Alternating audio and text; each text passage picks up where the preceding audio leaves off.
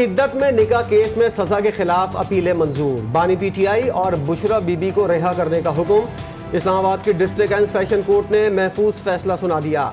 Medical board और उलमा की राय से मुतल्लिक दोनों दरखास्तें मुस्तरद। बानी पीटीआई और बुशरा बीबी की रिहाई के रोपकार जारी कर दिए। अदालती फैसले में कहा गया है कि खावर माने का इल्ज़ाम साबित करने में नाकाम रहे। दूसरे मुकदमे में मतलूब नहीं तो बानी पीटीआई और बुशरा बीबी को फौरी रिहा किया जाए।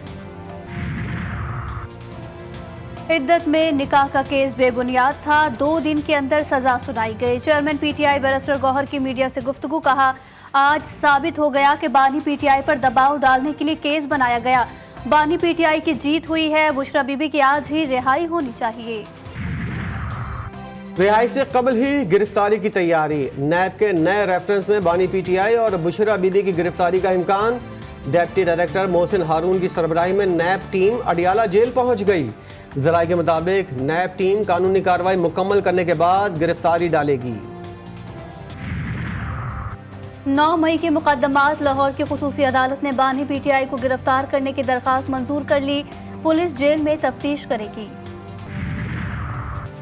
अडियाला जेल में 190 मिलियन पाउंड रेफरेंस की समाअत। साबिक वजीर मुमलिका जुबैदा जलाल और साबिक प्रिंसिपल सेक्रेटरी आजम खान का बयान कलमबंद। आइंदा समाअत पर जुबैदा जलाल, परवेज खटक और आजम खान के बयानात पर जरा की जाएगी। साबिक वजीर दिफा परवेज खटक ने हाजिरी लगाई। रेफरेंस की समाअत 20 जुलाई तक मुलतवी। मनी लॉन्ड्रिंग मुकदमे में चौधरी मोनी सलाही समेत 6 मुल्जिमान इश्तेहारी करार। एफआईए ने नामुकम्मल चालान लाहौर की अदालत में पेश कर दिया। मोनी सलाही समेत 9 मुल्जिमान की जायदादें मुंजमद करने की इस्तदा। स्पेशल सेंट्रल अदालत की मोनी सलाही और जैकब अब्बास के वकील को 20 अगस्त तक दलाइल देने की हिदायत।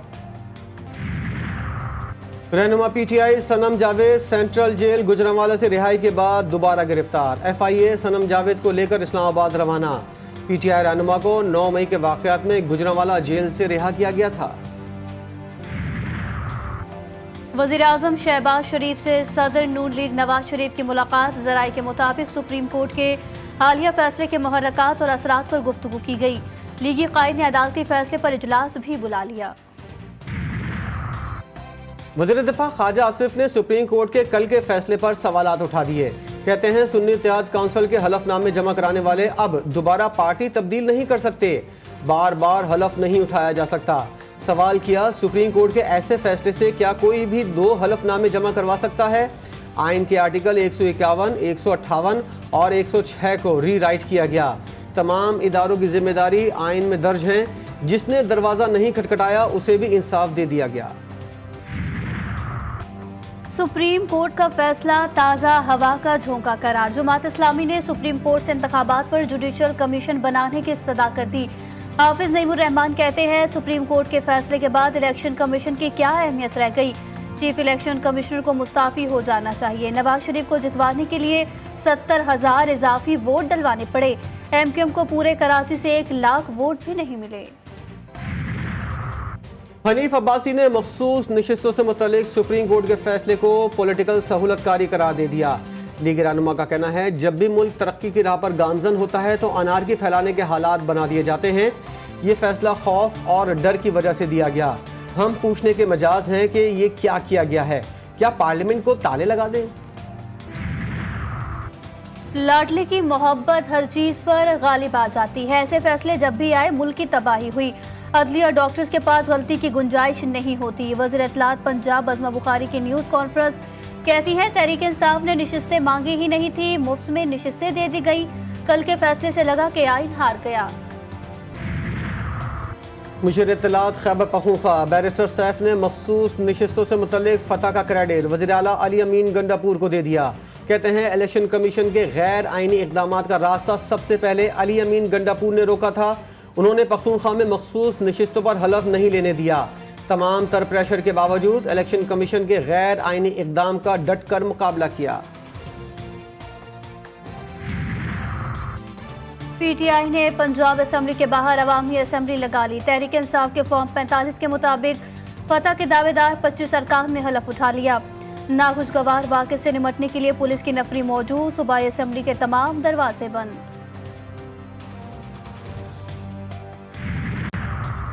वज़ीर-ए-आज़म का 200 यूनिट तक बिजली इस्तेमाल करने वाले सार्फिन को रिलीफ देने का दावा। पावर डिवीजन ने 94% घरेलू सार्फिन को रिलीफ देने का वज़ीर-ए-आज़म का दावा गलत करार दे दिया। पावर डिवीजन की दस्तावेज़ात के मुताबिक माहाना 200 यूनिट तक के 86% घरेलू सार्फिन को 3 माह के लिए रिलीफ मिलेगा। तकरीबन 5% लाइफ लाइन सार्फिन को निकाल कर असल रिलीफ 82% घरेलू सार्फिन को मिलेगा। हुकूमत घरेलू सार्फिन को रिलीफ देने के लिए 49 अरब 72 करोड़ 80 लाख रुपए की इजाफी सब्सिडी देगी। अपने वसाइल के लिए टैक्स इकट्ठा कर ले तो हमें IMF के पास जाने की ज़रूरत ना पड़े। हमें IMF से जान छुड़ानी है। कोशिश होगी IMF का ये प्रोग्राम आखिरी हो। वज़ीर-ए-आज़म शहबाज शरीफ का इजलास से खिताब। बोले हमें मईशत को मुस्तहकम करना है। पाकिस्तान को अजीम और काबिल एहतराम मुल्क बनाएंगे। इनफरादी इज्तिमाई कोशिशों से ही मुल्क तरक्की की तरफ गामजन होगा।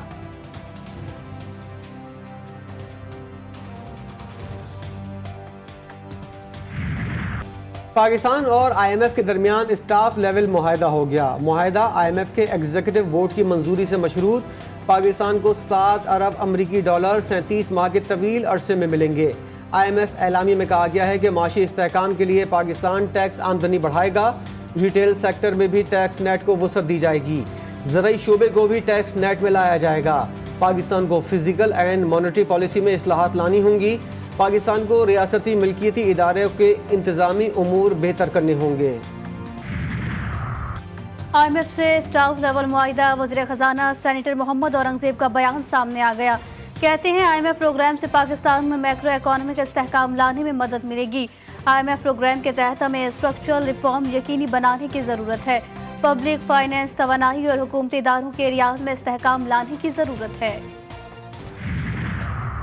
विदहोल्डिंग टैक्स के निफाज के खिलाफ फ्लावर मिल्स की हड़ताल। आटे की मिलों और चक्कियों पर ताले। मुल्क भर में आटे का बहरान सर उठाने लगा। शहरी परेशान। सूरत हाल का फायदा उठाते हुए जखेरा अंदोज भी सरगर्म। मनमानी कीमतों में आटे की फरोख्त जारी।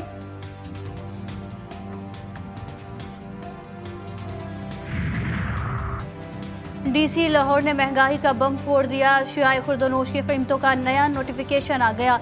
काला चना 65 रुपए किलो महंगा, कीमत 305 रुपए हो गई। चने की दाल 45 रुपए महंगी कर दी गई। निर्ख 280 रुपए किलो मुकर्रर। दीगर दालों और बेसन की कीमतों में भी होशरुबा इजाफा किया गया।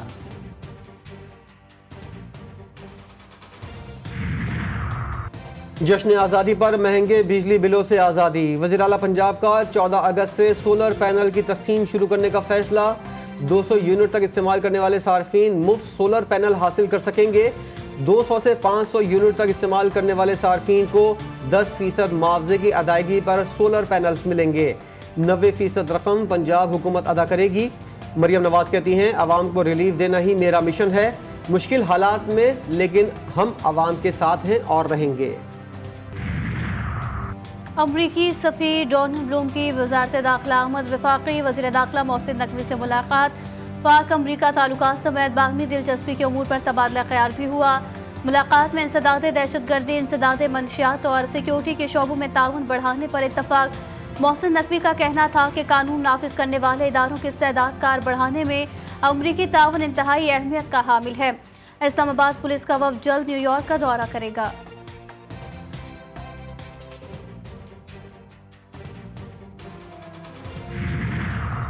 सिंध भर में महकमा ट्रांसपोर्ट की इमारतें और ज़मीनें 1 माह के अंदर खाली कराने की मंजूरी। सीनियर वजीर शर्जील मेमन की ज़ेर सदारत Sindh mass transit authority board का इजलास। SMTA में कॉन्ट्रैक्ट पर भर्ती मुलाजमीन के कॉन्ट्रैक्ट में तोसी HR कमेटी से मशरूत। येलो लाइन BRT के लॉट 1 और लॉट 2 के कॉन्ट्रैक्ट के इजरा से मुतालिक तबादला ख्याल।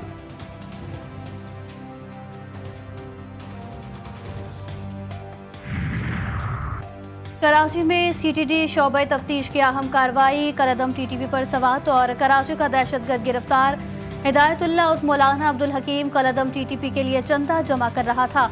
दहशतगर्द का भाई किफायतुल्लाह कलअदम TTP सवात मौलवी फजलुल्लाह का करीबी साथी था। सवात ऑपरेशन के बाद से मफरूर है। कराची के इलाके सोराब गोट से खातून की टुकड़ों में लाश मिलने का वाक़या। शनाख्त 40 साला फरजाना के नाम से हुई। 4 रोज से लापता थी। मकतूला शादीशुदा और एक बेटे की माँ थी। मकतूला के शौहर का कुछ अरसा कबल इंतकाल हो गया था। लवाहिकीन का कहना है 4 रोज कबल सोराबगोट थाने गए थे, पुलिस ने मुकदमा दर्ज नहीं किया। गजा में इजरायली बर्बरियत थम न सकी। दीर अल बला में सिहोनी फौज के घर पर बमबारी से 5 फलस्तीनी शहीद। नसीरात कैंप और तिल अल हवा में भी सिहोनी फौज ने बम बरसा दिए। फलस्तीनी हिलाल अहमद ने शुजाइयत से 60 लाशें मिलने की तस्दीक कर दी। मलबा हटाने का काम जारी। शोहदा की मजमूई तादाद 38,345 हो गई। यमनी फौज ने एक और सहूनी जहाज को निशाना बना दिया।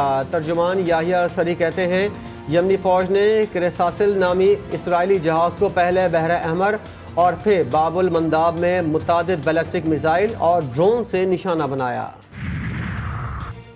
दुनिया भर में मुकीम कश्मीरी यौम शहदाई कश्मीर मना रहे हैं। 1931 में आज ही के दिन 22 कश्मीरी नौजवानों ने अजान मुकम्मल करते हुए जाम शहादत नोश किया। अजान की गूंज आज भी कश्मीरियों के दिलों में गूंज रही है। मुजफ्फराबाद समेत लाइन ऑफ कंट्रोल के दोनों जानिब भारत मुखालिफ मुजाहिरे और रैलियां। आज 6 मुहर्रम यजीदी फौज के तकरीबन 80,000 कातिल करबला पहुंच चुके। 6 मुहर्रम का दिन इमाम हुसैन अलैहिस्सलाम के 6 माह के शहजादे हजरत अली असगर अलैहिस्सलाम से मंसूब। हुरमुला मलाउन ने 6 माह के अली असगर को 3 नोकों वाला तीर मारा। अहले सुन्नत के मशहूर आलिम अल्लामा सिब्ते इब्ने जोजी कहते हैं बच्चे का सर इमाम हुसैन की आगोश में ही जुदा हो गया। इमाम हुसैन ने कटी हुई गर्दन का खून अपने चुल्लू में लिया और अपने चेहरे पर मलकर खुदा को गवाह बनाया। फरमाया शाहिद रहना कि इस कौम ने फैसला किया है कि अपने ही नबी की नस्ल में से किसी एक को भी जिंदा ना छोड़ेंगे। कराची की सेंट्रल जेल में या हुसैन की सदाएं। नवासे रसूल सैयदुल शुहदा इमाम हुसैन अलैहिस्सलाम की अज़ादारी। मजालिस अज़ा में कैदियों की शिरकत। हर कौम पुकारेगी हमारे हैं हुसैन। करबला के प्यासों की याद में मसीही बरादरी की सबील। कराची की नुमाइश शौरंगी पर मुसाफिरों में ठंडे मशरूबात की तकसीम।